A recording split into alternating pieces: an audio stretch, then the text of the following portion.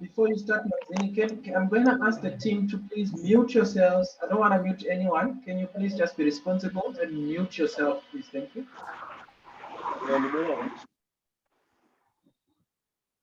Good evening, everyone. Let me let you, the facilitator, to do the honors of leading us. Over to you, Miss, before I start. Okay, good evening, everyone, once again. Today is our special seminar. We'll be learning about special people in a special way. These people are found in our churches and in our clubs. But before we go there, I'm going to make some few announcements. I've seen people have started registering on the chat, which is good. If you haven't start, can you please do so? Register your name of the church, and if you are a master guide in training, please do so. There was a special need worksheet which was shared. I believe everyone received that worksheet. If you did not receive it, you can contact your master guide directors or your master guide ACs. And there were some verses there which you were asked to read. I hope everyone read those verses. You are going to fill that worksheet after the presentation. But that does not mean you are not going to write your responses. You still have to write your responses after presentation. The link will be shared. I'll ask the technical team to share the link for your responses. And we are going to have the question and answer after the presentation. Today we are on seminar number 4. And as I was saying, that it is our special day. We are going to be learning about the special needs. And our presenter is Officer Melusi Manzini. He is the Vice Chair from Eastern Region. Without wasting any time, I'll hand over to you, Officer Manzini. Thank you. Can you hear me? Yes, we can. Thank you. My network is a bit unstable. So I've logged with 2 gadgets. One is a laptop, one is a phone. In the event that you cannot hear me, it means I'll have to shift to another one. When I shift to the phone, it will be more of the audio than the video and everything else. Right. My name is Melusi Manzini. I'm going to lead us into this session of today about special needs. Allow me to switch off my video. At least now you have seen the ugly face behind the voice. Thank you. Right. In conclusion, this is our conclusion. We conclude our presentation by reading through Acts of the Apostles by Ellen G. White. God's purpose for his church, that's chapter number 1. Sorry, Manzini, if you can put your devices way apart, they're echoing on each other. Okay, let me take the other one.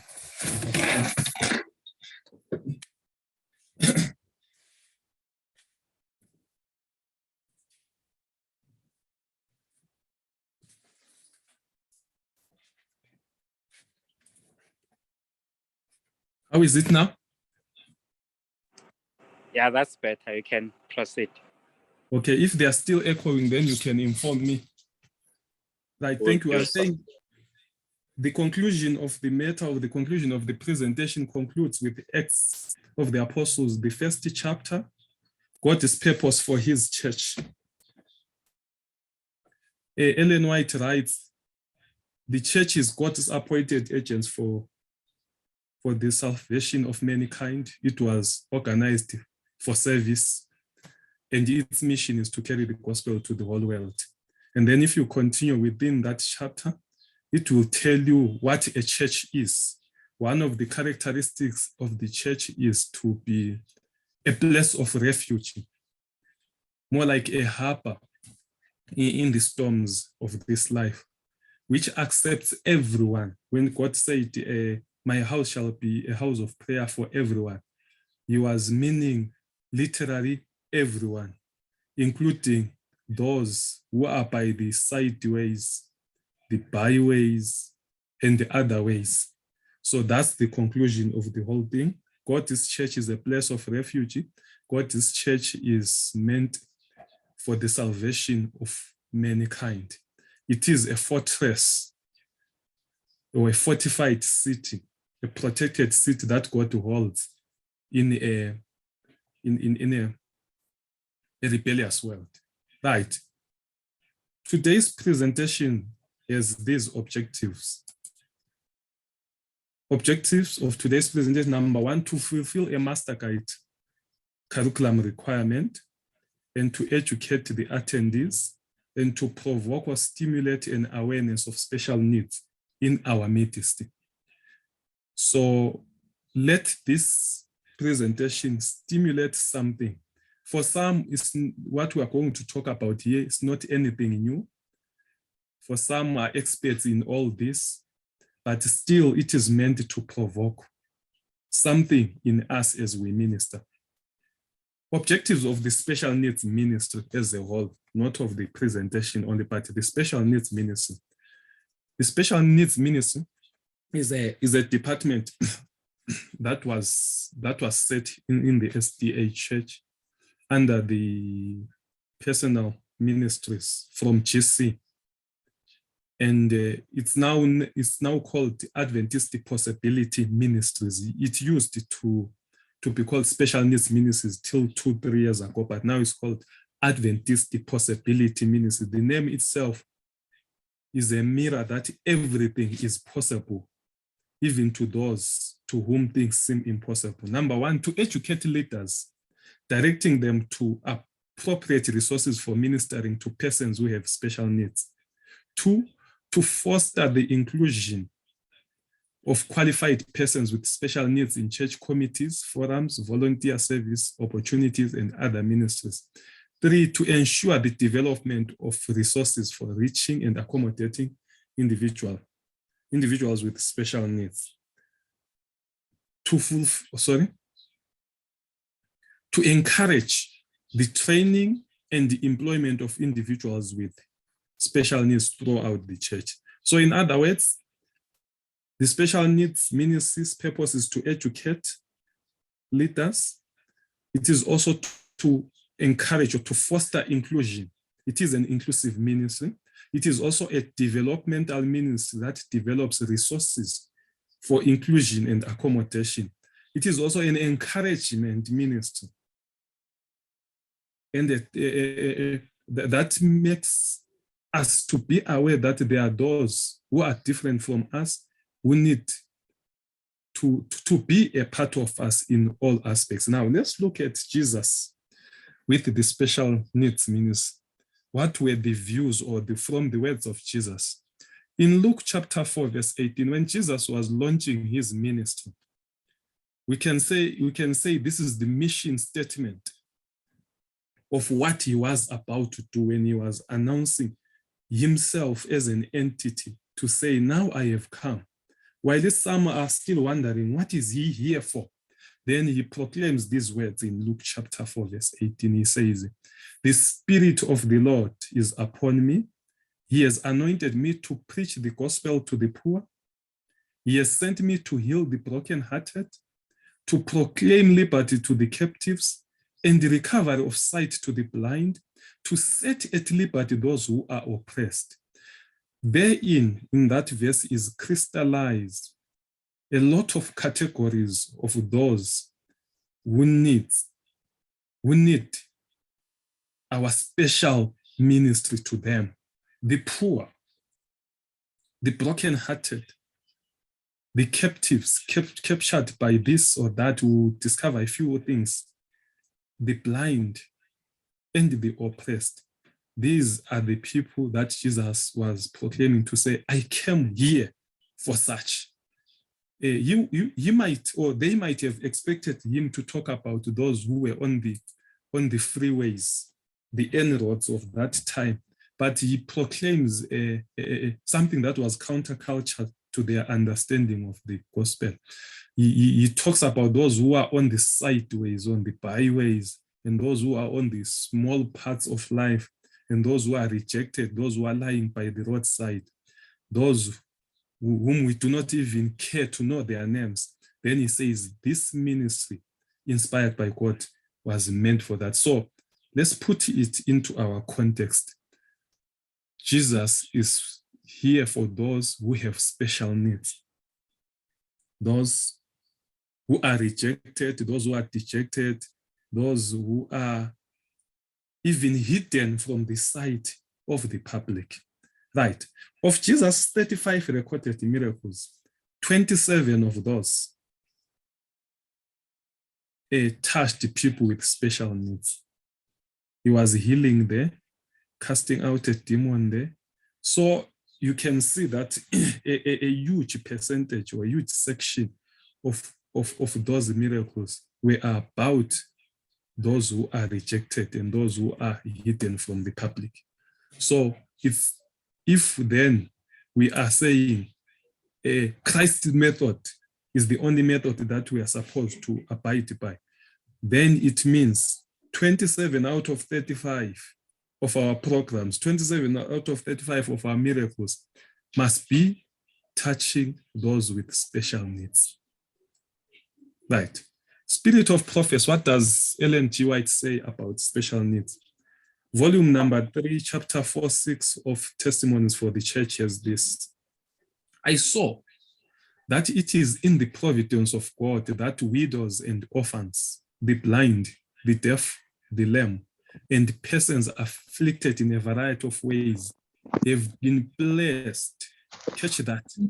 Have been blessed. They did not bless themselves close to us, but they've been blessed by providence. Yes, they've been blessed in close Christian relationship to his church. It is to prove his people and develop their true character. Angels of God are watching to see how we treat these persons who need our sympathy, love, and disinterested benevolence. Disinterested benevolence, there is a benevolence that is, let me talk of, let's say, reckless benevolence. Allow me to use that word. If you are reckless, you don't even care how you do it. So it means the benevolence that we have to hand over or to impart to those with special needs, it has to be, in quotes, some form of reckless benevolence, right? So it says their presence in our midst, the presence of those with special need, is a test to us. And this statement shocks me at times, or it stresses me. There is that guy by the robot who is always asking for 2 rand. There are times when I'm passing there, I say to him, no, he wants to go and buy drugs. Or there is that person who comes and says, can I start interrogating them. So after reading this, then it makes me to say, sure, what if this is the test that Ellen G. White is talking about? Say, this person is put on my path for the sake of testing me. Right. Now, let's talk about you and special needs ministry.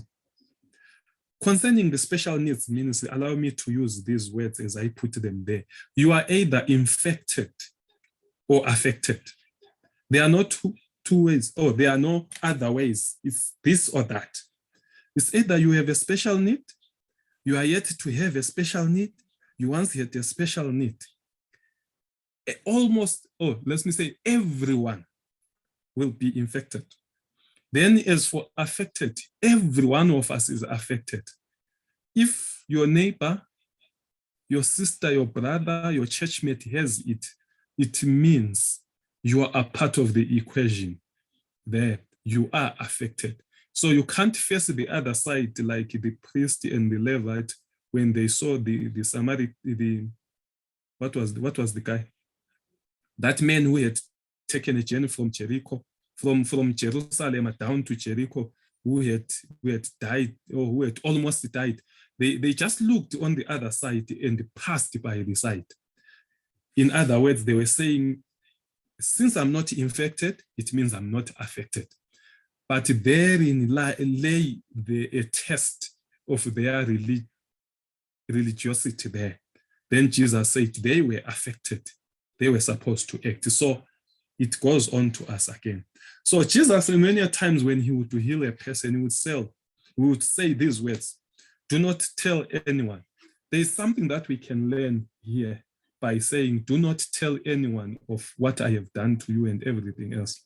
This message could have been directed even to other people who were listeners or who were observers there. Confidentiality is a very important aspect in this ministry. No information about a person with a special need should be shared without consent. If you happen to know someone with special need, unless if the person says share it, you cannot just broadcast it abroad. It is important that each congregation also develop an awareness of the range of disability needs their ministry must address. Every church is infected. Every church is affected.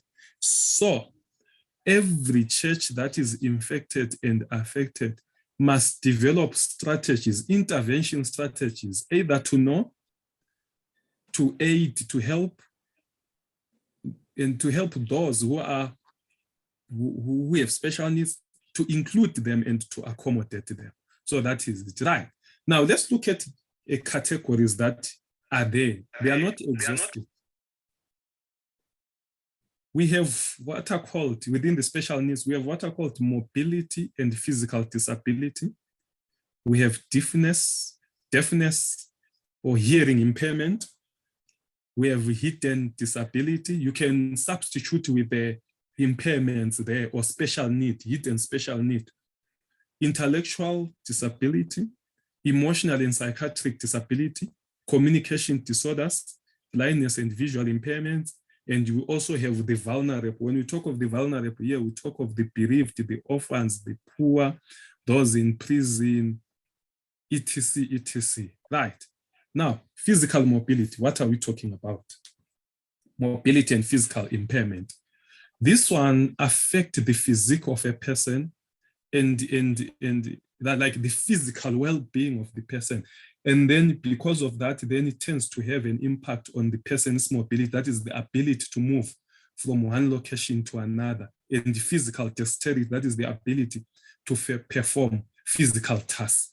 So because someone maybe has something on his or her bones, on her body, and then it affects his physical or her physical. So he cannot move well or cannot perform the physical task effectively as expected. And these conditions will impact the physical health and stamina of a person. And then they will impact on the person's ability to fully participate in church's physical activities and other activities, related activities, where they are expected to use their physique or their bodies. And some people are able to cope with these conditions, but some are not able. Those who are able to cope have found means to deal with them.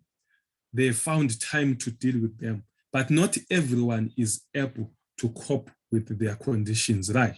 So amongst them, we can see them. Some we can see on walking sticks, some on walking wheels, some on crutches, some on wheelchairs, and many other assistive devices for those who have devices. Some might not be having those devices, right?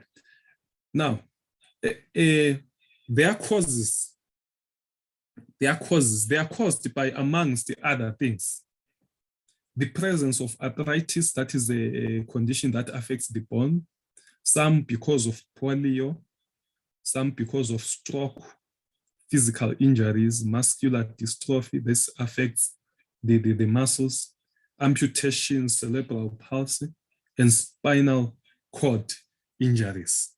So these are some of the causes of those physical or mobility impairments. Right. Now, in the event that in your church you have such, this seminar recommends, among other things, they are not exhaustive though, but recommends that the church must accommodate them, and by improving accessibility of their institution. Right. So you have to see the parking lots. We have seen around the malls, the malls.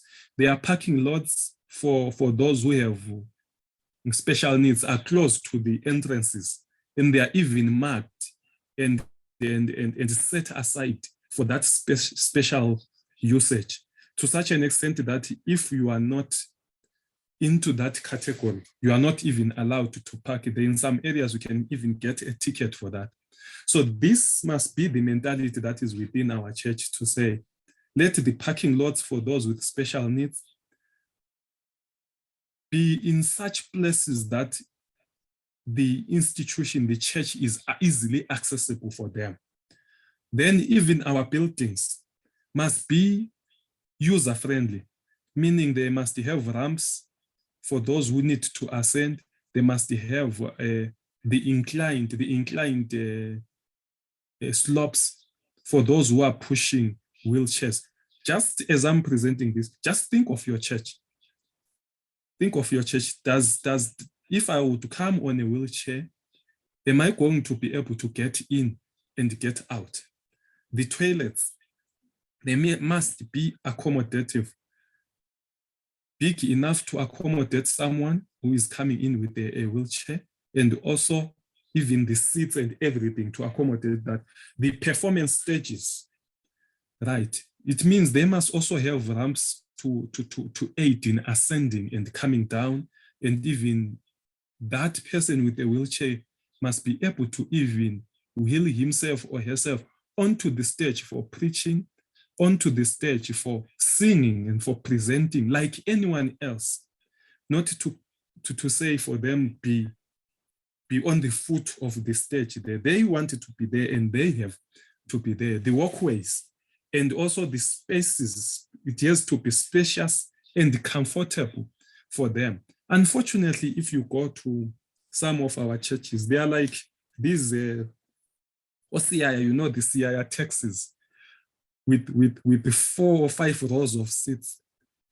You find our seats in our churches cramped like we are in a CIR tax. You cannot even stretch yourself, even if you have a cramp. So it means when we were crowding our chairs and those space, occupy those spaces, in our mind, we had not calculated that there can be people with the physical challenges who do need a space, either in front of them, on their side, and everything. Now that we know, we need to address that. Make all programs accessible and available to all. Right, if you are going to say we are going to have a prayer on the mountain, it means all of us are going to walk from the mountain foot to the top of a mountain so that we have an upper room experience with Jesus. That's a very nice program. Being on top of the mountain is being closer to God, according to the programmers. However, as you are doing that, have you considered that granny with arthritis? Have you considered that 13-year-old with crashes? Have you considered how that mother who is using a wheelchair is going to ascend to the upper room? So now it means your program there, just from its conception, is no longer accommodative to everyone. It has systematically or systemically excluded some through planning there. And then make all social circles also open and accessible to all. Most often, we tend to be afraid or to fear those who have special needs. And even the looks that we throw onto them and everything else, yes? And in our social circles, they tend also to feel excluded. So when we talk of accessibility and accommodation, it means we must also open our social circles so that they can be part of us. So we need to also eliminate all barriers to entry or exit. That is the physical structures, the social structures, our economic structures and everything, and provide an environment in which everyone feels welcome. Right. Now, I'm going to give you time later on to, as we go to ask. Now, let's look at another special need. This one is called deafness and hearing impairment. This condition, whether diagnosed or not, is that one which prevents people from receiving sound, either partially or not at all. Some may receive some form of sounds, but not all of them. So when sound gets into the ear, right, it gets converted into information that we are able to perceive. But the sound will get in, but the sensory centers there will not work well, depending on the condition. Some will get some sounds. For some, you would need to shout, especially, I have seen especially our gogos and our mkulus, the old ones. They would need us even to shout and even change the pitch of the sound or even the frequency in order for them. Some will hear high-pitched sounds, some low-pitched sounds and everything. So those ones who are in that category, we refer to them as hearing impaired. So we have those who are said to be hard of hearing, who do not hear completely. And then we have those who are hearing impaired, who have a significant loss of hearing, but retain some residual hearing. It means they can hear a little bit. And this hearing impairment or hearing loss can be slight, mild, moderate, or severe, or profound, and can affect one ear or both. And anyone amongst us can be infected or can be affected by this, right? What are the possible causes actually? This hearing impairment can either be acquired or can either be congenital. When we are talking of being acquired, we are saying it's something that you were born without, maybe due to your activities or other things that came into your life. You lost some due to infections, some due to injuries, some due to working in areas where there is high sound and everything. Some can be born with, and some with aging can end up with this. Right. Now, concerning this, the major challenge that is faced with the people who have a hearing impairment is communication through sound. So they cannot receive sound. So at times, or they have limited reception of sound. Then in our intervention, in order to accommodate them and increase accessibility of our ministry, we must use clear signs to mark and identify locations of all areas, activities, services, gadgets, instruments, and to provide needed information for all worshippers within the context of our churches. It means then, because they cannot hear most of the things, we can use visuals to show, because at times they cannot ask anyone they cannot hear, maybe when they ask someone to tell them where is what or what is where. So it means then within our churches, signs must be clean and clear. There is a sign for the toilet. It's shown there. There is a sign for the kitchen. There is a sign where you can find an emergency exit door. It has to show the steps must be shown there, where the kitchen is and where the food can be acquired. That must be used, must be used. And then again, it calls for us as ministers of religion to learn the language for those who know the language, who speak the language of those who are deaf, sign language. It calls for us to invest in learning the sign language so that we can communicate with them. Praise God, because in the last few months or few years, if introductory lessons for sign language have been run amongst people who are with us here. Some now can be able to create and ask for direction and use the alphabet. And you can also use any appropriate strategies as per need. Right. The next one is hidden impairments. There are certain, we have talked of blindness, of deafness and physical, right?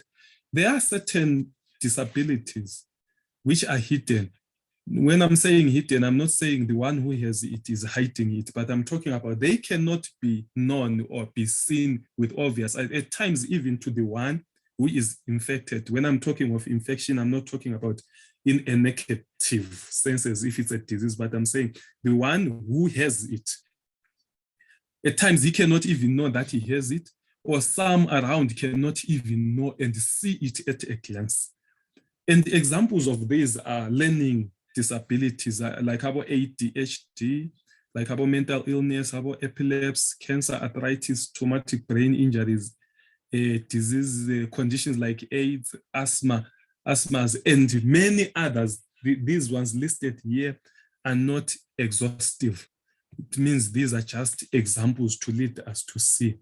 And these are hidden. Many a times we face a situation where someone even just collapses and even goes carried to the hospital. He has always been complaining of chest pains. No, it was a heart problem, Some have kidney problems, some have the lungs problems and everything. These are hidden from our side. So not all disabilities would look like this. Like on your left there, you can say, it says not all disabilities look like this, meaning not all of them can be seen,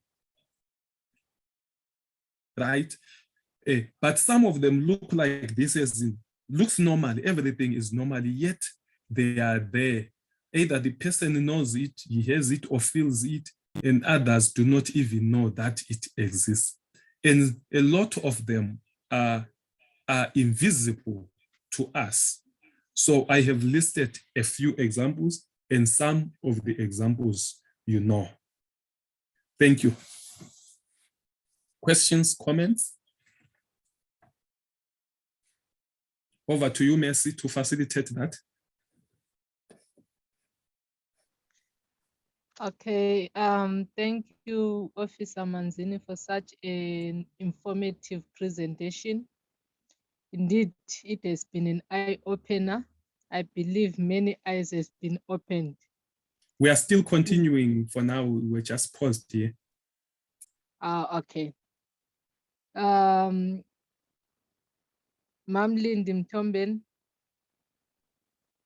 Thank you. Let me start by thanking our officer for a good presentation. I just have two questions. The first one, autism, where do they fall in within the disability? That's the first question. The second question, where the disability is not visible, is it possible maybe to know the signs? Because sometimes you mislabel the person, and you don't treat the person because you're not aware of the disability. For example, the ADHD as well as dyslexia. Those are very critical for us who are working with children. How do you then are able to? Are there any signs that you can look for to be able to know how to deal with such conditions? Thanks.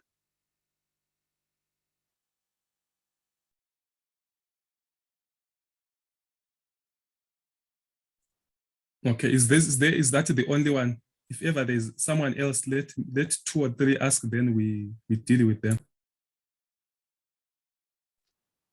Okay, there is another hand from Eta. Then after Eta, there's Lorraine. Eta, you can go on. Thank you. It's Rodney. We're using the same profile as Eta.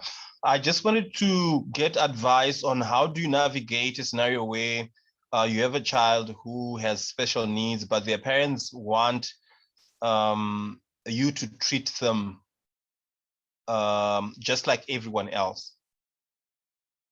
They don't. I don't know how to put it. They don't want you to. I'm finding the right ways to frame it. They don't want you to sort of to acknowledge that they have got they have got special needs. They want you to treat, but you see in some instances that you need to assist them, or you want to help them to fit in. I don't know if I'm making sense. Thank you. You are making sense, right? The answers are within the congregation. Officer Amelia, can you hear me?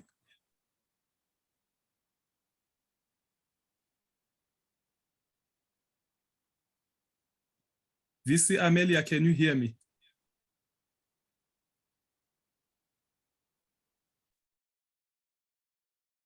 Tabisile Faith Manzini, can you hear me?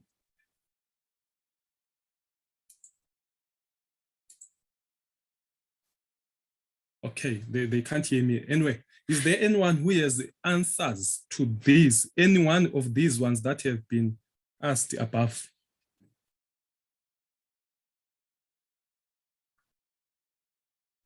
May I make a comment on the question regarding the children that does not want to be treated differently? Yes. We have seen that the people with disability, they only have a disability to us. To them, they are normal. So we should be careful to treat everybody the same. We shouldn't just run to take somebody in a wheelchair or lead the blind across the street. You must always ask if they need help. They are, like I said, they don't see themselves as having a disability.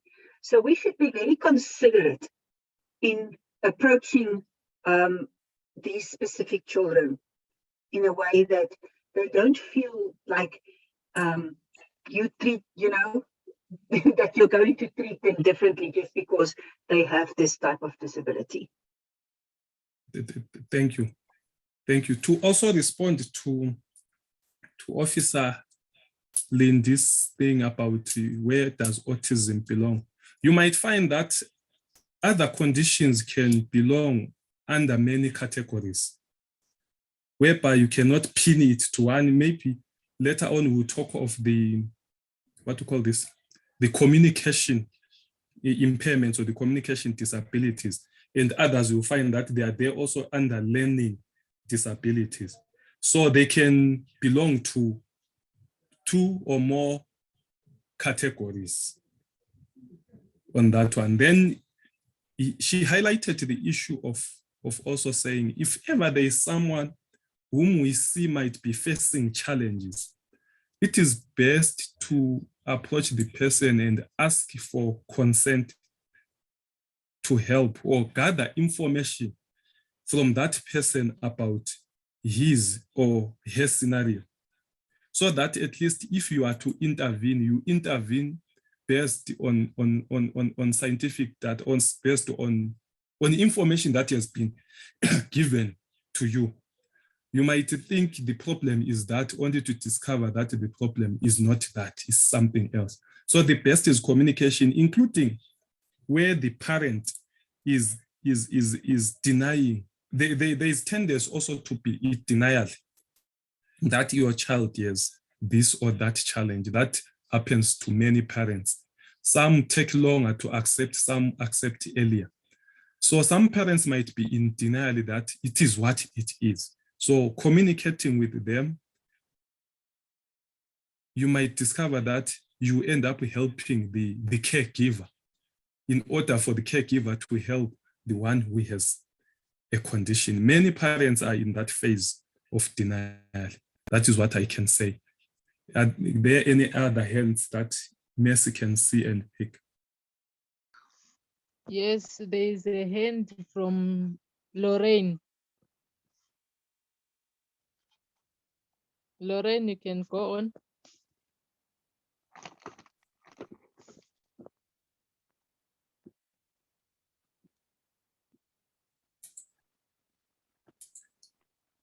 I see Lorraine has been kicked out. Thokozile. Hi, good evening, everybody. A person who's living with this condition, I just want to say we need to understand that I don't like using the word disability, but I will use it in this context. But let's understand that disability is not a sickness; it's just a condition.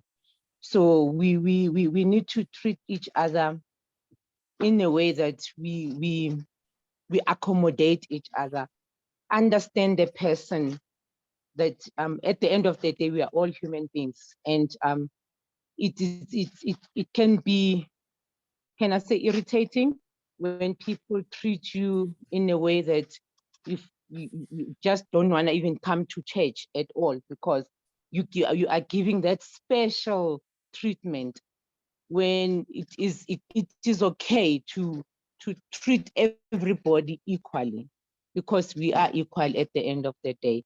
And also we need also to engage with the parents to understand their children, so that at least they can tell you what is the problem, if there is a problem with their children. We shouldn't assume that children, we are all okay, but let the parents be engaged with the leaders so that they can understand their child much better. But in the case of treating each other differently, yeah, I don't like it to put it in a way that people should be treated differently. We have a heart, so we just want to do everything that others are doing. If I can't, I will definitely say, I'm sorry, I can't do 1, 2, 3. But allow the person to, to be engaged in other activities that are happening around. Thank you. Thank you. Thank you, Nelly. Anything to say, Manzini? No, nothing for now. There is Officer Okay. Lindy there with a hand up, or is it the old hand? No, it's the new hand. Officer Lindy, you can go on.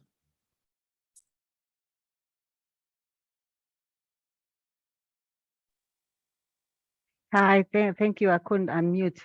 I wanted to contribute also with regards to accommodating children with special need in the club.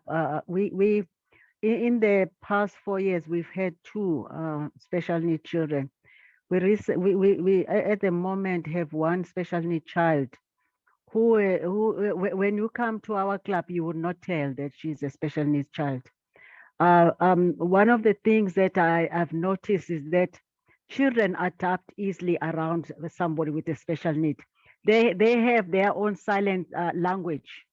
Yes. The little girl cannot hear or speak, but she can drill and march. There is a language that they have as children. She's fully integrated. She enjoys the club. She smiles. All I do is just to check that she is still okay. She's still enjoying the club. See, we have special signs of just checking with each other. But I find that what is being said here is very important. We cannot underestimate how children can easily accommodate, especially with a person with a special need, and make them feel welcome. Ashley is in the class right now. She is the our drill instructor, as well as she's the one that works with the children. Maybe she wants to contribute something, but we don't treat her differently at all. Yes. She does everything with us, and she's coping very well, and she's always smiling. Thank you. Thank you. You highlighted something that says children will even like accommodate. My 6-year-old daughter has special needs, which fall into many categories. You know, when she is within the church, you find those of her age mates will even adopt her posture to such an extent that when you get to see them seated with her, you would not even know which one has a special need, because physically they would even bend their hands in order to look like her. You know, so it's a way of saying we are part of you.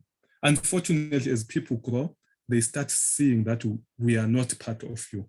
Thank you for highlighting that. Thank you. There's another hand from iPhone. Thank you so much. In fact, for me, it's not that a question, but I just wanted this to remind me, which chapter did he quote on the Acts of Apostles? When I started, the first chapter, God's purpose for his church, I think it's entitled God's purpose for his church. Yes, that's the first chapter. If you read that whole chapter, it will tell you what God's church must look like, or what it looks like when it is not following God's command. Thank you. Can I move forward? Now let's look at learning or intellectual impairments. When we talk of learning or intellectual impairments, we are looking at a neurological disability that may alter individuals' ability to acquire, to store, to process, retrieve, and reproduce information. Remember, our life is about learning. We learn this, we gather that, we hunt for it, we store it, then we retrieve and project it when we want or when we are desired to. And it is manifested by significant difficulties in listening. For some, the challenge is on the listening side. Some are challenged on the speaking side. Some are challenged on the reading side. Some are challenged on the writing side. Some are challenged on the reasoning side or even on mathematics. And there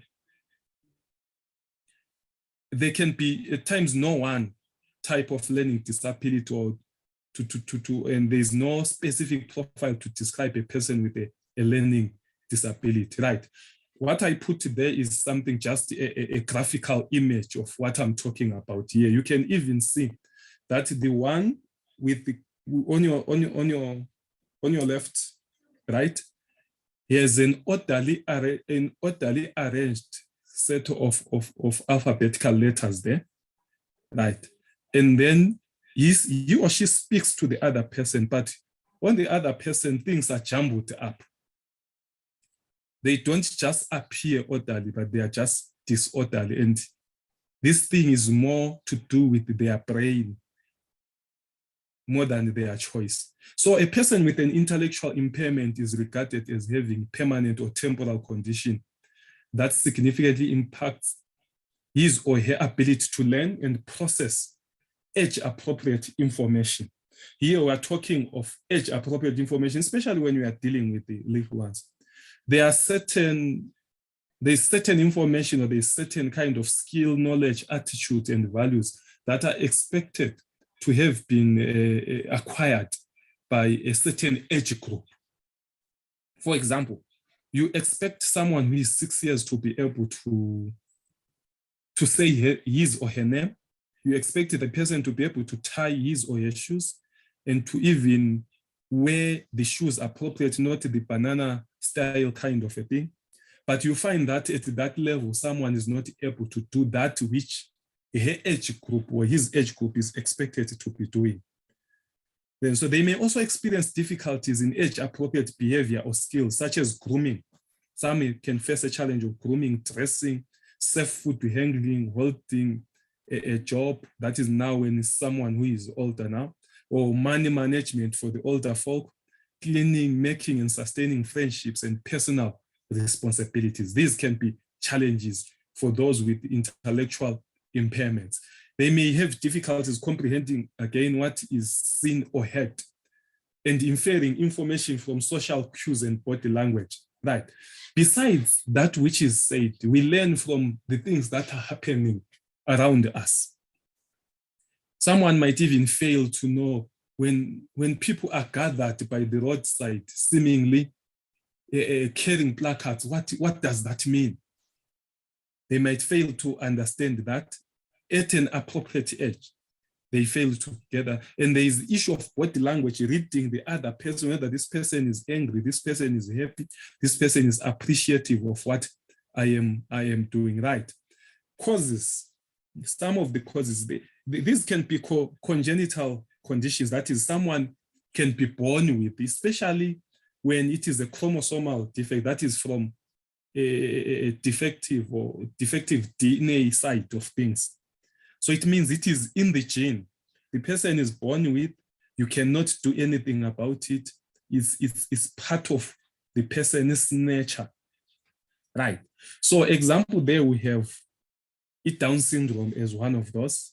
And then they can be acquired, maybe due to brain damage at birth, or a traumatic event, or a disease affecting the neurological system or brain. Remember, we said these are more on the neurological side. So it means everything that can tamper with the neurons, it will cause that severe stroke or significant traumatic brain injury. Or it can just be there without anyone knowing how it got to be there. Examples of some of this, we have our ADHD, Asperger's syndrome, our autism, Down syndrome, dyslexia, Alzheimer's disease, anxiety disorders. So you can go on after being provoked by this short lesson to check what these other ones do, especially for those who deal with children. Like this one, and this one. And this one, like they do come up here and there, and we end up being very angry at kids that they are not able to sit down and be settled, or they are not able to write or read. And then we get so angry at them, not knowing that it is something. They can also be hidden, like as we highlighted that there are certain disabilities that are hidden, right? So we have dyslexia there, we say it affects reading skills and development. So meaning age-appropriate reading amongst your pathfinders and adventurers, you can even see this. We have what is called dysgraphia, which is more about writing, the ability of a person to write. Or dyscalculia affects a student's ability to perform maths calculations. The person can be doing other things, right? But when it comes to calculating maths, then the person switches off there. And then we have some which are related to information processing. These affect a student's ability to assign meaning to sensory information of all kinds. That is auditory, visual, kinestics, and everything else. So these are some of the types that we are dealing with them. What is their impact? Right. Their impact varies according to their severity and educational setting and maybe use of assistive technology, right? So they pose these limitations.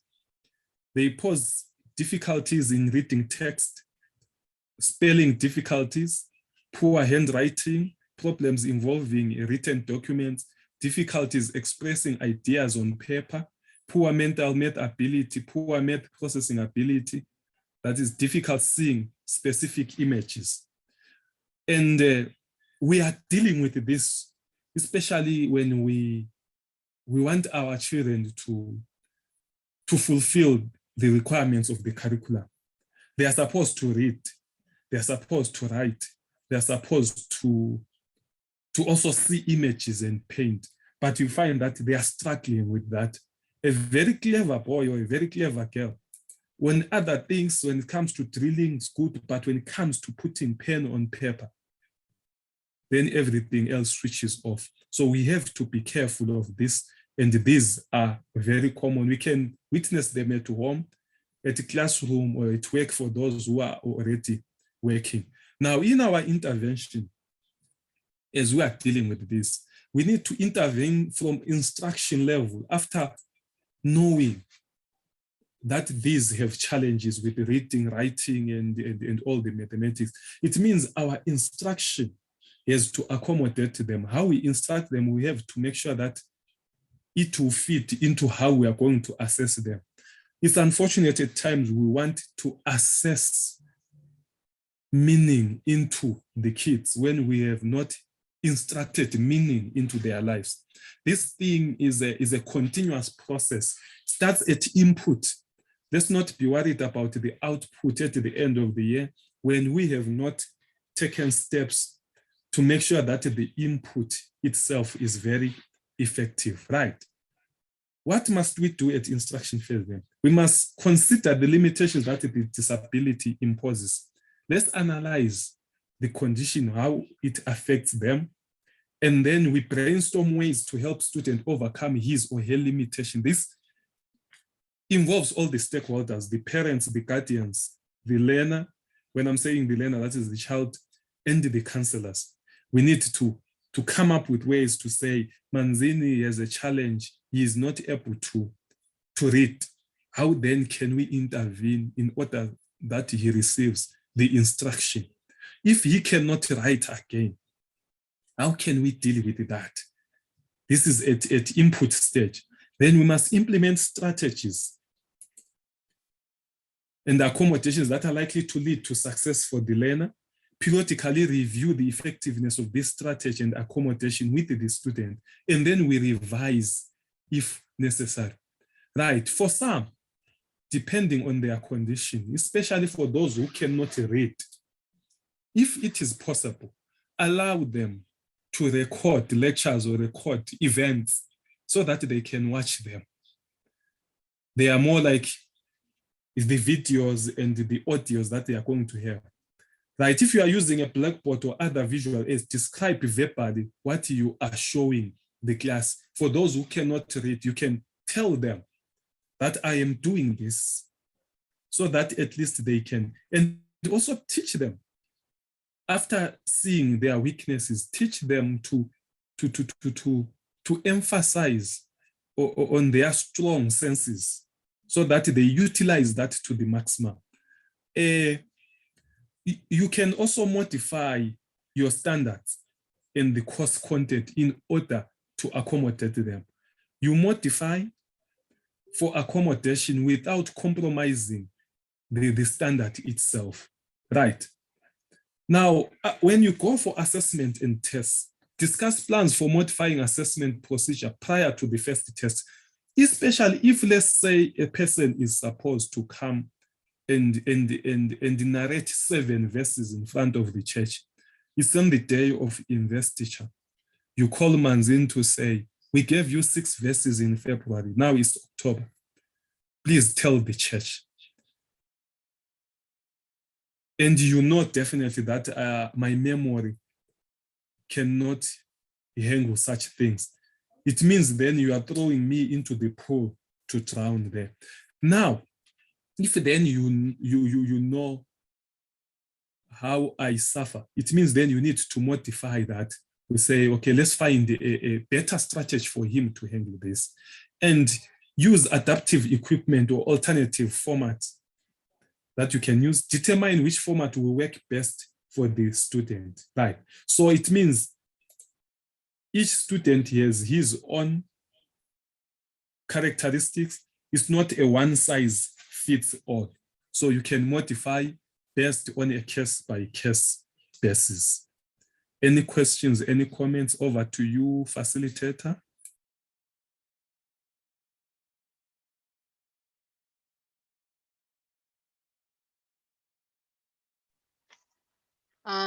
There is a hand from Marilyn.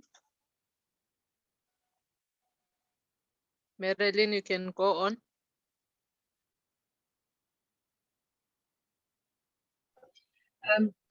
Yes, Manzini, I don't think this is the first time I'm saying this, but this program, it's about 20 years.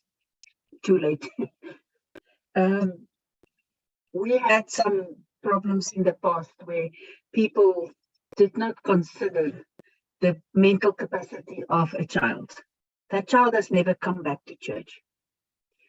That child is a grown woman now, and she still does not want to come to church because she was scrutinized because she couldn't memorize the verses for Sabbath school when she was a little girl. And I think that people should be much more considerate, mindful of how they treat these young children with a disability. We must be so careful to not harm the soul. Yes. So that they are also important to God. But thank you very much. This is very, very insightful. Thank you. You are welcome. Thank you. And in the past, in the schools where we went to and everything, we used even to give names to those who had these challenges. Some of them would call up what danda heads and everything else, and would laugh at them. And you have an assembly or a school that would even call the last 10 in a class to say the one who is the door closer of the class, grade is 4A, is Melusi Manzini. Number 50, he got 50 overall, 50 marks out of 800, you see.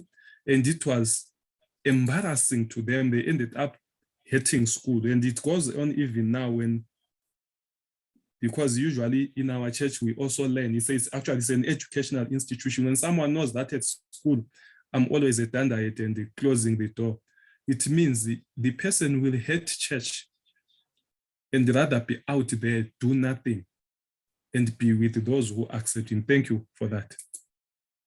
Right, anyone else? I can't see any hands. Okay, thank you. Let me proceed. Right, let's look at communication impairments. When we talk of communication has stakeholders, the sender and the receiver, and the context where the communication is taking place. So communication is about sending information, encoding the information, and decoding it, receiving and interpreting the whole information. So when then we are talking about a communication impairment, we are looking at the impairments that are about the ability or the inability to send information or to encode it or to decode it or to receive it or interpreting what has been sent. So communication disorders generally fall under two categories. We have those which are about speech articulation or speech, or like as I am talking right now, I'm articulating to you. So if a disorder is about my articulation, it means I am not able to articulate what I'm trying to say in expected means. Then we have those that are about language disorders. And then within the language disorders, we have what are called expressive ones and the receptive ones. Let's look at their causes. Then we are going to look deeper into that, right? We have brain trauma. It might affect the person's ability to hear or to express himself. Physical, facial disabilities. Speaking, especially speaking, is a masculine activity. You need your muscles to be in operation in order for you to speak. Then if your facial muscles are not able to move, it means then the ability to speak again becomes a challenge. There are neurological issues. Some are psychological disorders. Stroke can cause that. I have seen people who would have stroked, failing now to speak. You can hear them mumbling, but they can't express the verbs and the words, right? Frequent or severe ear infections. This one will at times even affect your hearing ability. So I've seen people who would have suffered a lot of ear infections, having a challenge also with the hearing. Then hearing loss. Those are some of the things, or developmental delays, especially amongst kids. Now, let's look at speech articulation disorders. These affect a person's ability to make the sounds of speech clearly, or connect the sounds of speech together into understandable speech, may lead to discomfort in entering into conversations or discussions due to fear of being mocked, misunderstood, and embarrassed. So the person is willing to speak but cannot speak. Right, there are some of us, especially when we want to express some letters of the alphabet. When I was young, I used to face difficulties in expressing the word R. Can you hear what I'm saying? R. Right. So R was so hard to me that at times I would get laughed for that. So it made me to be afraid of those words that have R being more significant if you are pronouncing them. That was a very minor thing though. What more of someone who cannot? So it means it will be a little harder. Right. Now, amongst those, we have the types under speech articulation.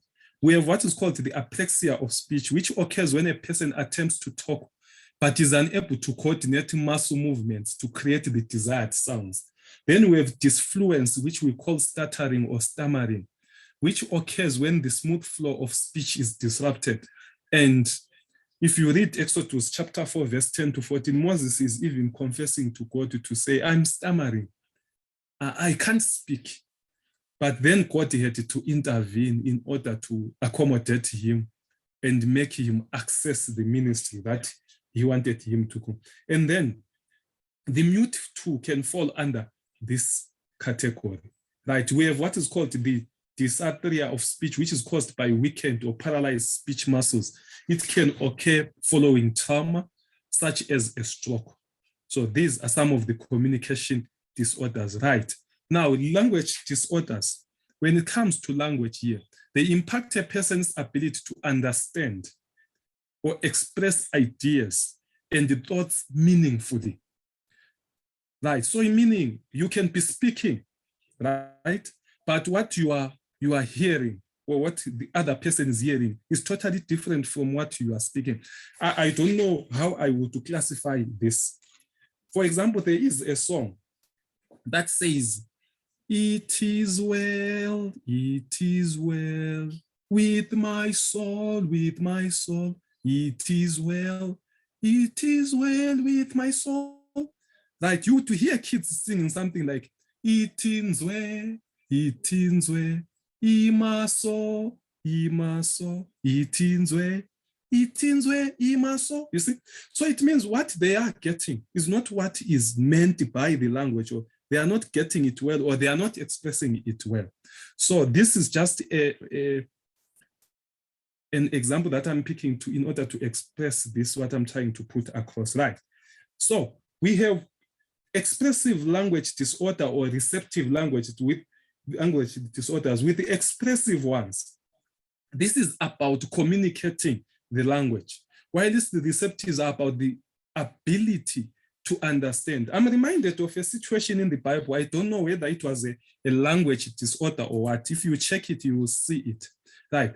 There is a situation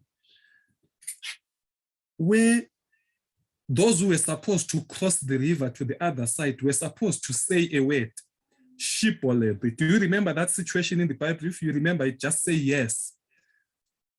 Their passport to cross the river, they were supposed to say shipoleth. So you come, they say, okay, express, say shipoleth. Then if you say sipoleth, they will see, oh, you don't belong here. If you cannot say it, then you get to be killed or you get to be rejected. So it is, I'm just trying here to put across the issue of expressive language. Say, you cannot manage. This one will be a neurological disorder, not just to say the person does not know the language. And then this one is about, we have what is called aphasia, which is about the inability to speak and comprehend or process the language, and dysnomia, inability to successfully retrieve the words, right? Because of my time, there is an activity that I want to do. Allow me to just omit a lot of these that describe that and look at intervention in order to increase accessibility. So people experiencing communication impairments can benefit from having new information presented to them in a variety of formats, meaning if the person cannot hear the language, let him see the language. Let him see the information that is being communicated. If the person also cannot express the language, let's say you are saying, go and present 4 fundamental beliefs in front of the church, and this person cannot express the language. It means you can talk to him to present it in the form of visuals or models, physical models, or other means that will not need him or her to use that particular language to speak. Right. Let's look at emotional or psychiatric impairments. With these ones, these are conditions of the brain that impact a person's thinking, feeling, moods, behaviors, and ability to interact with others. And people with psychiatric impairments or mental illnesses at times suffer the inability to cope with everyday life. And it is a challenge, right? And also they suffer the stigmas associated with them. We even call them the insane. In my language, it's bayahlanya, right? So we give them names. So and so has a mental illness, but it will be emotional and psychiatric impairments, which they did not choose to suffer. And examples of them, number one, we have addictions. And an addiction, as an example, as a psychiatric or emotional one, is a continued repetition of a behavior, despite its consequences, adverse ones. And here, that's where falls addictions to alcohol, to drugs, to cigarettes, to sex, and even now we have an addiction to technology and the phones and everything else. Even in the midst of adverse consequences, the person still continues or falls back into it. We have a variety of phobias.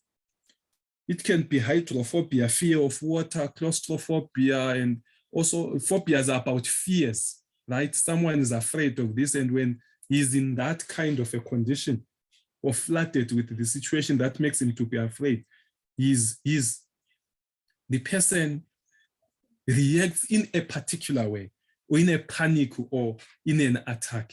So we have a lot of these fears. Some fear heights, some fear secluded areas, some fear where there are many people, some fear enclosed areas, and some fear large bodies of water and everything. These are conditions that they don't create, like they are suffering from that. Then we have bipolar disorder, which is an illness characterized by acute changes in mood. You find the person this time is very happy, extremely happy. You think the person is a sanguine who is all about, let's enjoy life. All of a sudden, the person is on the other extreme end, is very, very, very, very, very depressed. Right. I had a situation some 2 weeks ago where a certain girl was happy, talking to me, hello, Mr. Manzini, you are my favorite. You know, Mr. Manzini, I was missing you and all that kind of stuff. You know, I like it, Mr. Manzini, at least you make me find a reason to be here, right? Within the next 30 minutes, I am called.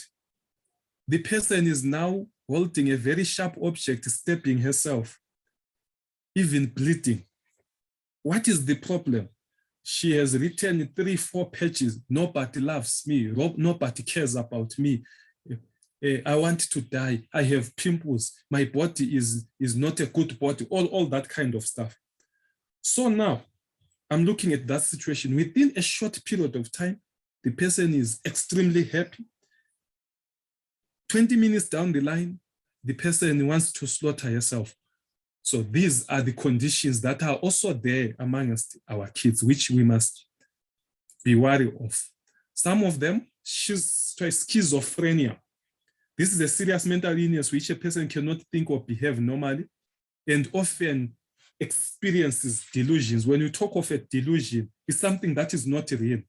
You find that someone is describing another life that is not even in existence, or describing other people, that imaginary things, right? So this can also lead to breakdown in that person's social life. And then because of that withdrawal from reality. Issues to do with depression. We have heard a lot of this, caused by many variables, amongst them genetics, brain chemistry, traumatic events, medication side effects, or the presence of other medical diagnoses. So this is one of the issues that the church is in conversation about.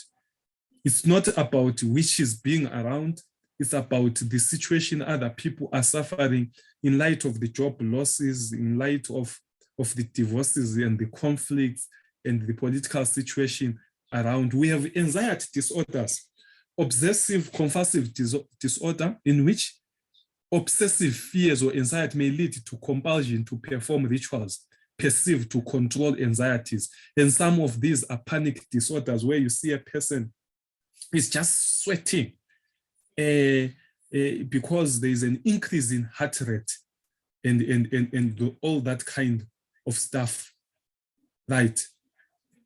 Allow me to ask you questions here and mention a few, then we go to our activity.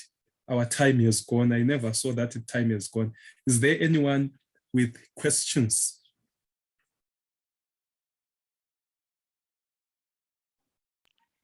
There are some questions there on the chat. Okay, I can't see them myself. I can't access them. You can read them. I'll read.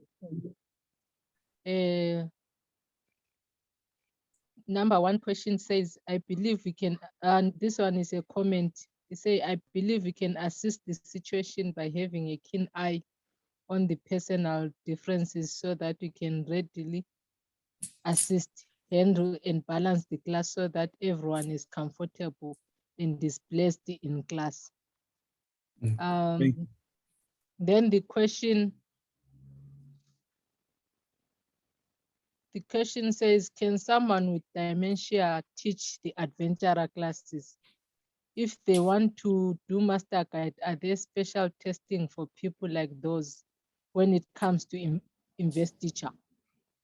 Okay, thank you. Yes. There is a question. Let's start with someone with dementia. Someone with dementia is someone who forgets, They tend to lose memory. Is that so? Right.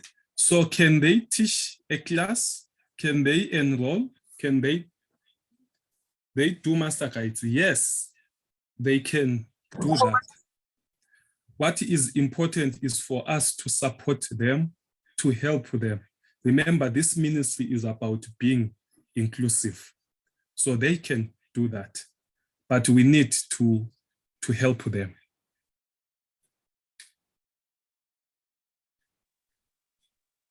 Okay, there is a question, a hand from Ashley. Ashley, you can go on. Yes, thank you. I hope I am audible. Yes, you are. I wanted to ask this earlier on. I just got really nervous to speak, but I think it's really important that we are discussing how as counselors and leaders we can help the children. But I did my last Pathfinder year last year, and I was with a boy in my class that could not speak. And even though he never felt left out, we didn't quite know how to communicate with him. We did the basics of where if he had a problem or we want to ask him how he is, we would put our thumbs up, or we would just wave at him to say hi, but we never quite communicated with him. Do you get what I'm saying? We never left him out, but we didn't quite communicate with him. Are they basics that pathfinders can learn as well? Because another thing that's fun about doing pathfinders and adventures is the social life, being with friends, being with peers, doing activities together. Are they basics that the pathfinders can also learn to, communicate with them and have them be in their social circles?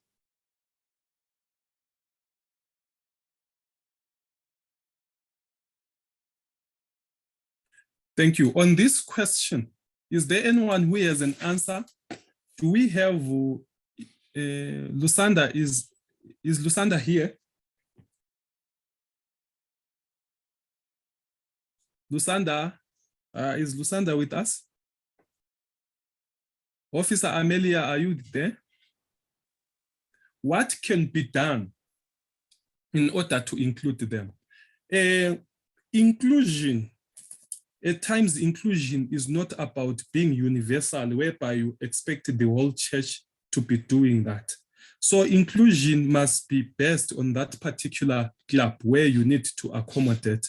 If the person cannot speak, it then means if he or she speaks sign language, it means then you need all of you as a club or some of you as a club to learn sign language in order to accommodate the person.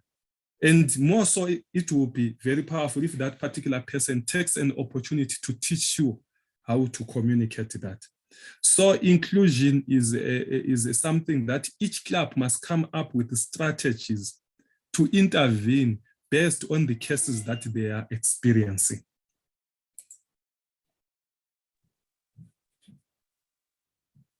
Okay, there are other two hands. Owen, then after Owen, Lindim Tomben.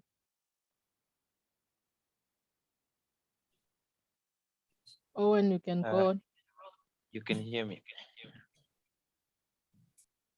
Yeah, mine is a comment which comes from instruction and also the communication. I'm sure it's good for the leaders or the teacher who is leading the adventurers or pathfinder to use the verbal or non-verbal, because some of the learners, they learn well while you are maybe using some activities, the actions, they can be able to learn. So it's gonna be better for the learner to come up with a full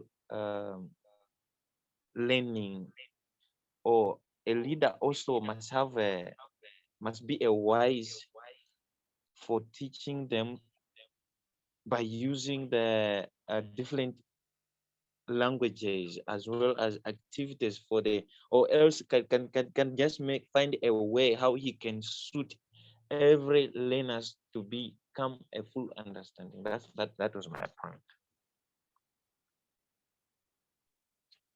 Okay, Thank you, so my much. lead. Lindim Tomben.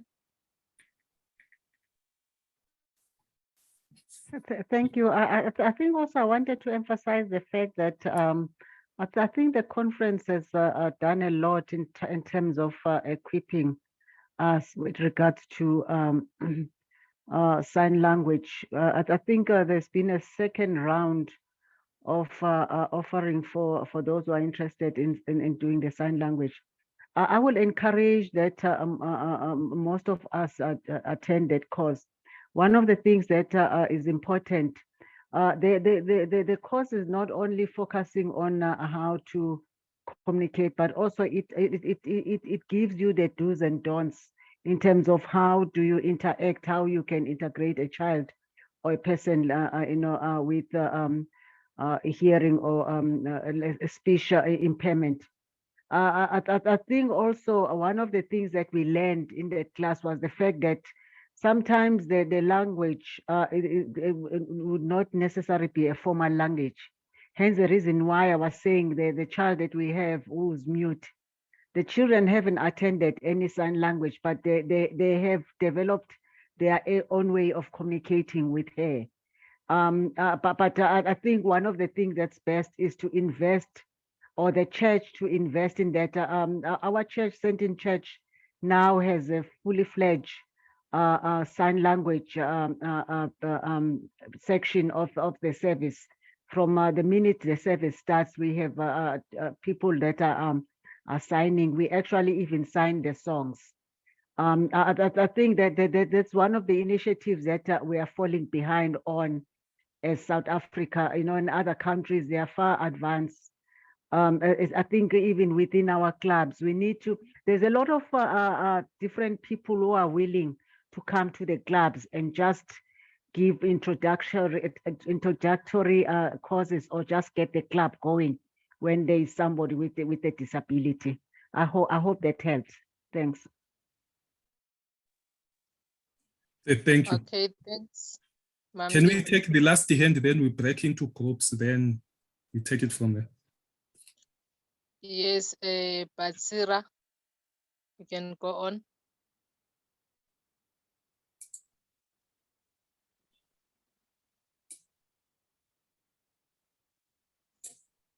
Batsira, you can go on.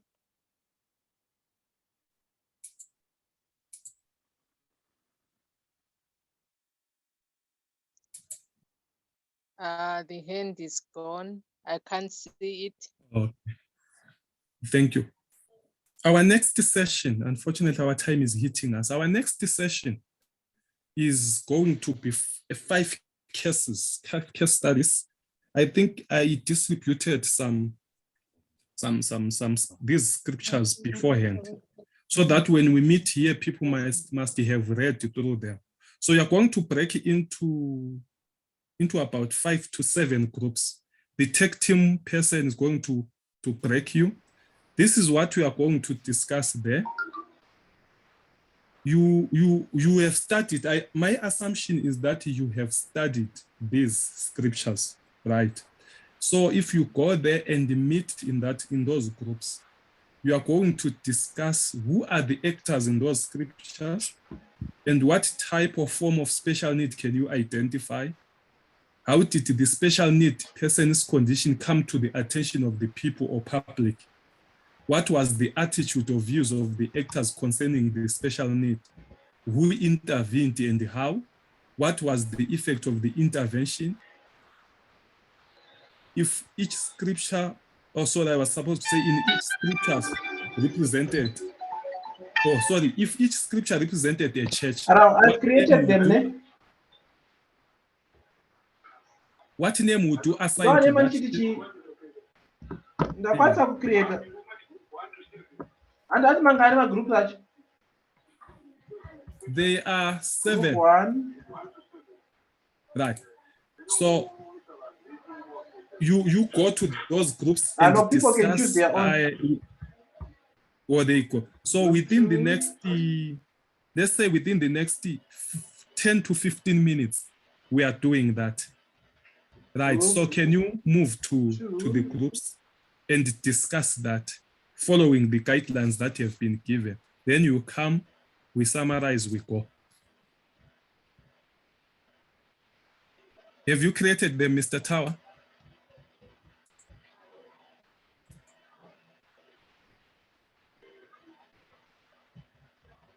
Brother Tawanda?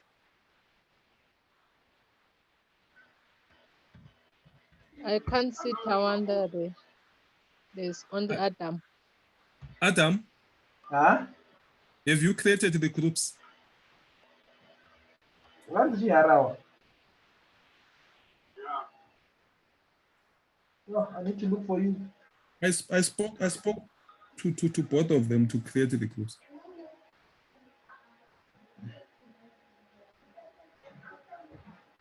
Around.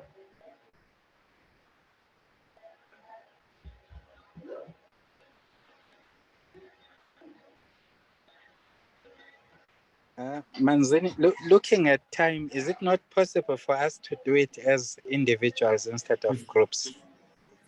Okay, maybe in closing, let's just do it as a group here and see what we can. Mr. Adam. Yes, I'm now here. Sorry about that. Yeah, there is a suggestion that since there is no longer any time, we continue, we not go to the breaks. Let's just continue. no. Allow me to lead the discussion then. Don't. Okay, so should I close the rooms anyway? Yeah, close the rooms. Right. All right, Now, I assume you went through the scripture, those scriptures now. Let's look at, first of all, 2 Samuel. Let's look at 2 Samuel chapter 9 and answer these questions. Who are the actors that you identified?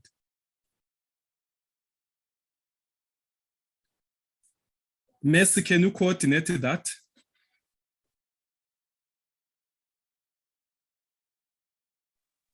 Okay, there's the Melusi with there.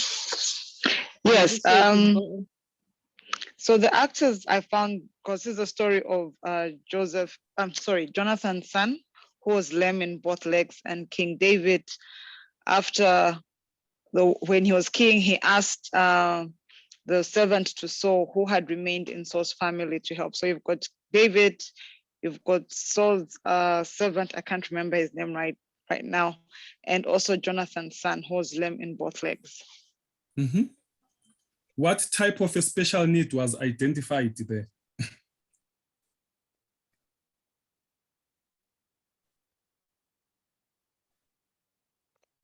Nombulelo. The special need was lameness, because his legs were broken when they were running away. So he was lame. Yes. Okay. There is Lindy Mtomben. She dropped her hand. Okay. Right. How did the special need person's condition come to the attention of the people or the public?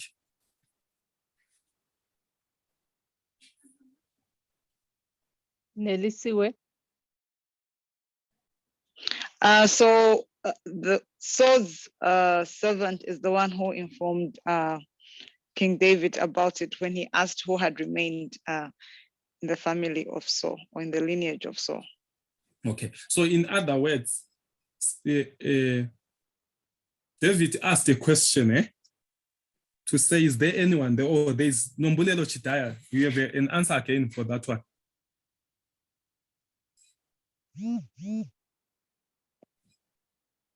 The name of the servant, yes. The name of the servant is Ziba. Ziba. Okay. Ziba. So yes. The actors, or you are talking about the actors, right? Now, yes. That process of identifying the person, right? David says, I want to have mercy on someone. Then they say, there's no one who is left in that house, only someone who is lame, right? What I wanted you to see there is how people perceive or how people regard the disabled. When they are counting remnants or they are counting people, they don't even count them.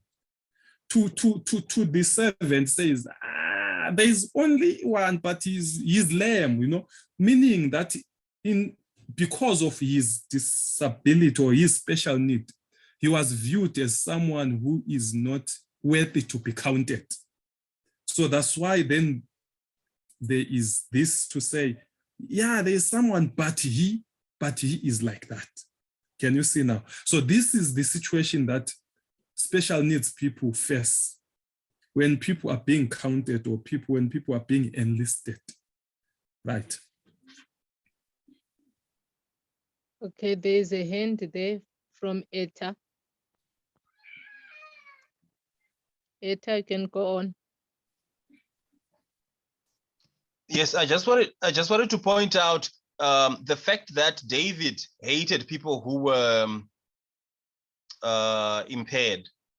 It sort of permeated through his subordinates. So they too were hesitant to bring to him someone who was impaired. So that maybe speaks also to how people who are influential in society or church, how they also conduct themselves around people with special needs, and how it also permeates to those within their sphere of influence, how a parent, I as a parent, can relate to someone with special needs, and how the same thing will be the same stance that my child would take.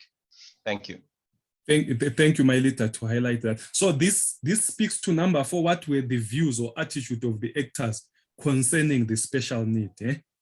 Right. Now, David intervened. Who intervened? Or who can answer the following questions? Who intervened? What was the effect of the intervention? And then from there, what name can we give to such a church based on the conduct of the people there? What name can we assign to it based on its behavior? What was the effect of intervention and who intervened?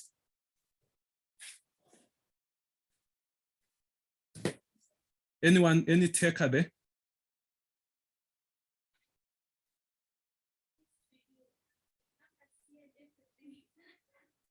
There is no taker. Nombulelo?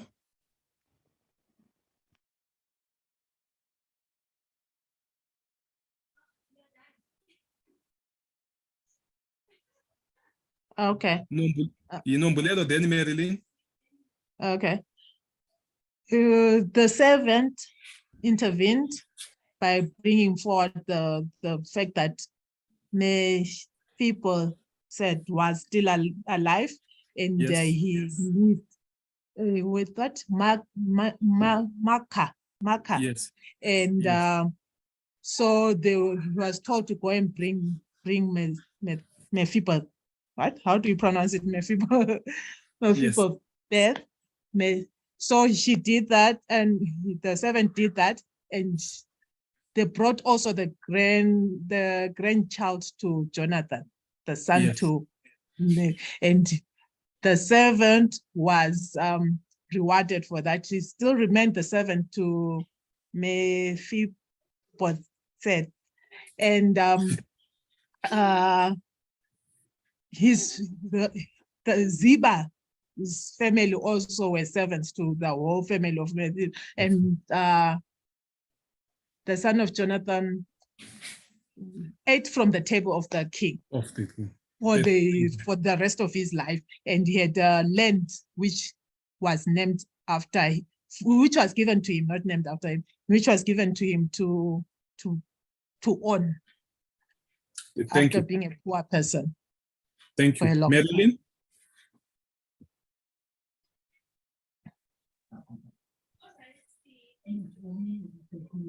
Marilyn, I saw a hand.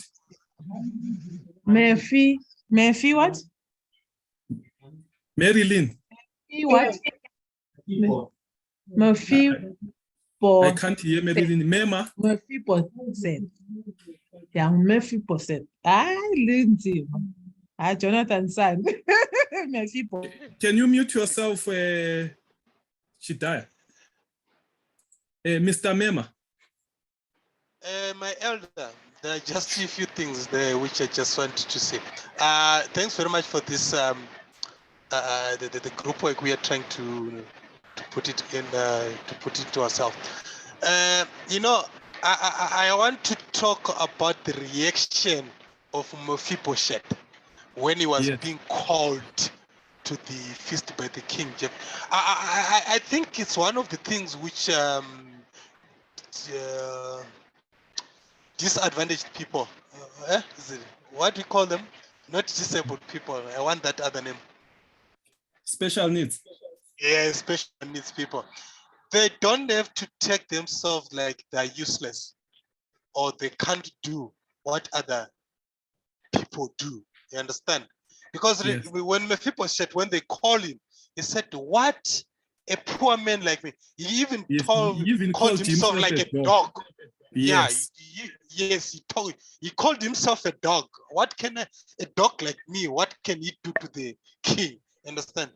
But on the note is that we should not, or it's maybe because of what people, they look at them and then they feel like they're informing whatever, but they don't have to feel like that. I think it's one of the things which we should actually put it in there. Thank you. Besides that, when we look at them, they also have not to look at themselves like the same way. Thank you. Right, from what has been said, if you have happened to have a special need, you are not a dog. You are fearfully and wonderfully made. Wonderful are the works of God in you. When you were knit in your mother's womb, God's hand was upon you and he saw you there and appointed you to be a prophet to many nations. So regardless of the fact that you have your special need, you are still a full human being. No matter the names that people can even call you, your status and everything, you are still a full human being. So that is what we learn there.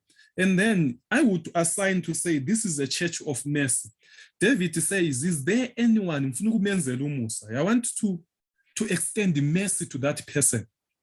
And he even emphasizes when Mephibosheth says, no, your servant is here, I'm just a dog. He says, I want to extend the mercy to you for the sake of Jonathan. So he kept promises. So there are institutions like that, which when they look at special needs people, their action is about mercy, hunting for them because of mercy. Because of time, let me just summarize the next church that I would have picked. There is a church in Luke chapter 5, verse 17 to 26.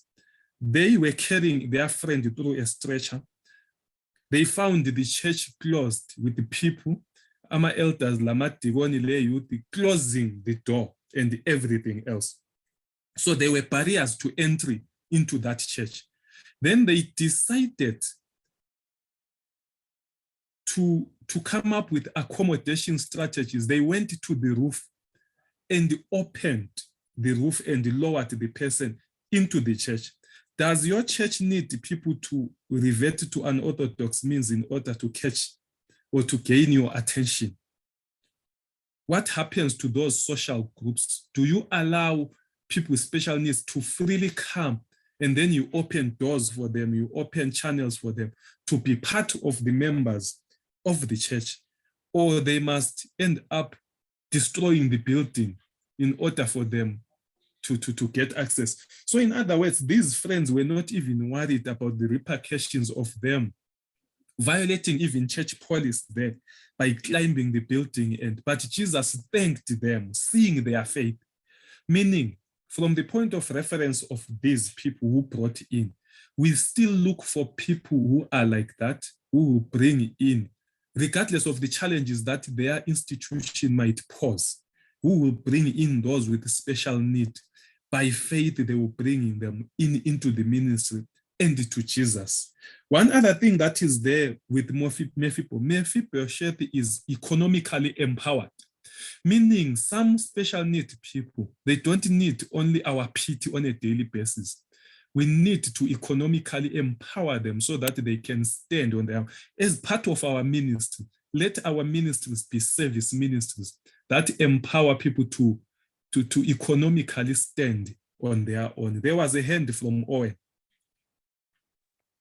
Okay, we are left with 4 minutes. Yes. Exactly 8 o'clock, it will cut off the meeting. I think I have finished speaking myself. Let me end here and leave it to you. Okay, I think the hand is gone. Thank you so much for such a powerful and informative presentation. It is indeed challenging for many of us. There is a link which was sent there for the responses. People can use it. I'm going to ask Ketiwe to give us a closing prayer.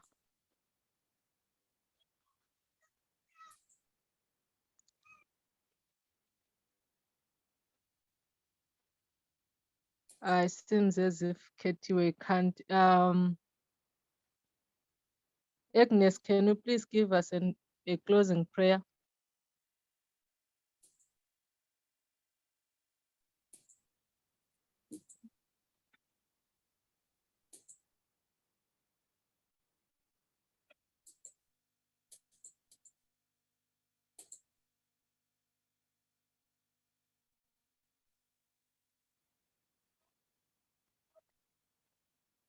I cannot hear Agnes. Let us pray.